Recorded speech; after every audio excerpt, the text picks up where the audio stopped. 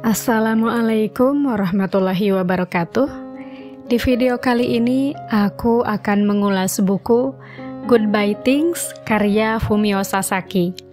Oh iya, perlu kamu ketahui, dalam hal ini Fumio bukanlah seorang ahli minimalisme. Awalnya ia hanya pria biasa yang mudah tertekan di tempat kerja, tidak percaya diri, dan terus-menerus membandingkan diri dengan orang lain, sampai suatu hari ia memutuskan untuk mengubah hidupnya dengan mengurangi barang yang ia miliki.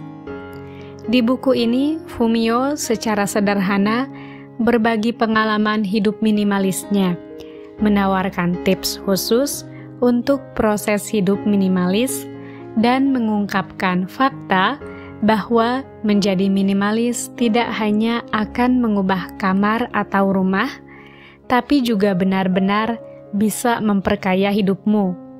Dalam buku ini, di setiap awal bab diawali dengan kutipan dari para tokoh yang berkaitan dengan hidup minimalis.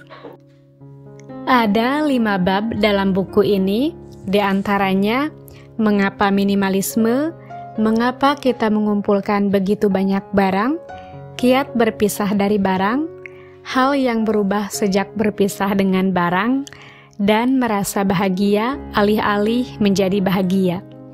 Apa sih arti minimalisme yang dimaksud dalam buku ini? Dalam hal ini, Fumio percaya bahwa pada dasarnya dan fitrahnya semua orang mengawali hidup sebagai minimalis, karena tak satu pun di antara kita terlahir ke dunia membawa barang. Sejak Fumio berhasil memilah barang yang dibutuhkannya, apartemennya menjadi lebih luang dan rapi. Pikirannya lebih damai, sehingga ia lebih bersemangat dan produktif. Bahkan, ia juga menuliskan barang-barang yang sudah berhasil dibuangnya. Dalam hal ini, ada satu pertanyaan dalam perjalanan menuju minimalis, yaitu, mengapa kita terus menginginkan barang baru? Jawabannya adalah, kemungkinan besar karena rasa bosan pada benda yang biasa ada di sekeliling, yang datang dari jaringan saraf. Padahal, memiliki sesuatu, menjadi kaya atau sejenisnya, tidak membuat kita istimewa, tidak menambah waktu kita dari 24 jam menjadi lebih. Jadi mengapa rasa bosan itu harus dituruti dengan terus membeli barang? Sangat menarik bukan? Bagaimana barang-barang merepresentasikan diri kita dimiliki barang, dan citra diri kita dibentuk oleh barang alih-alih kita yang menguasai barang, kita dan menjadikannya media mengantarkan citra diri kita. Pada dasarnya, semua yang kita inginkan sudah kita miliki. Alih-alih terus memikirkan barang baru tanpa pernah merasa puas. Seseorang tidak merasa puas dan tidak merasa bahagia karena terbiasa dikelilingi barang, di mana barang menjadi alat ukur bahagia. Fumio membagikan beberapa tips kiat berpisah dari barang. Di antaranya, buang pikiran bahwa kita tidak mampu membuang barang. Tidak ada satu barang pun yang akan kita menyesal setelah kita membuangnya. Mulailah membuang barang yang jelas-jelas merupakan sampah. Kurangi barang-barang kembar. Bedakan keinginan dan kebutuhan.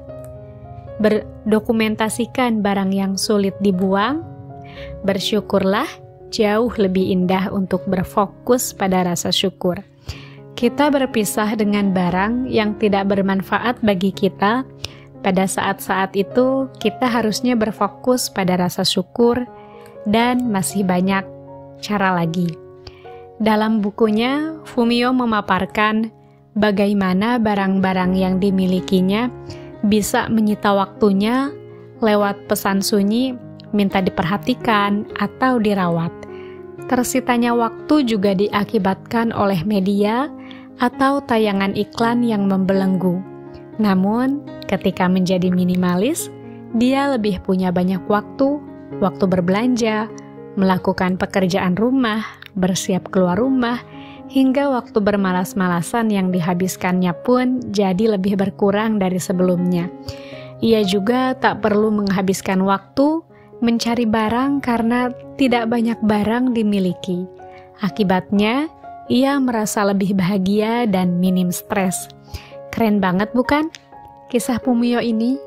Ya, dampak yang dialami tak hanya soal barang berkurang, ruang lebih luang, namun juga berpengaruh pada pikiran, perasaan, dan kepercayaan dirinya. Salah satu dampak menerapkan hidup minimalis yang Fumio rasakan dan dirasakan oleh para minimalis lainnya adalah, tentu saja, lebih bahagia. Namun, Fumio lebih suka menyebut merasa bahagia alih-alih menjadi bahagia. Semua bermula dengan tidak memaksakan konsep bahagia yang ideal. Artinya, kebahagiaan tergantung pada bagaimana kita memaknainya. Ia selalu ada dalam hati kita, bukan di luar diri kita. Buku ini, Goodbye Things, menjadi salah satu rekomendasi buku yang harus dibaca. Sebelumnya, aku melihat Fumio ini seperti ekstrim karena banyak sekali membuang barang-barang.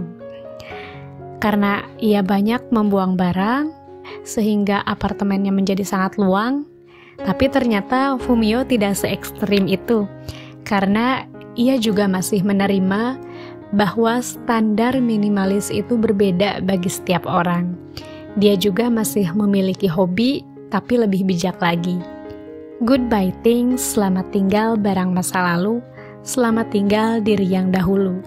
Kita hanya bisa mengalami sekarang dengan berpisah dari barang-barang yang disimpan demi masa lalu dan masa depan, hingga merasa mampu berpikir hanya untuk saat ini.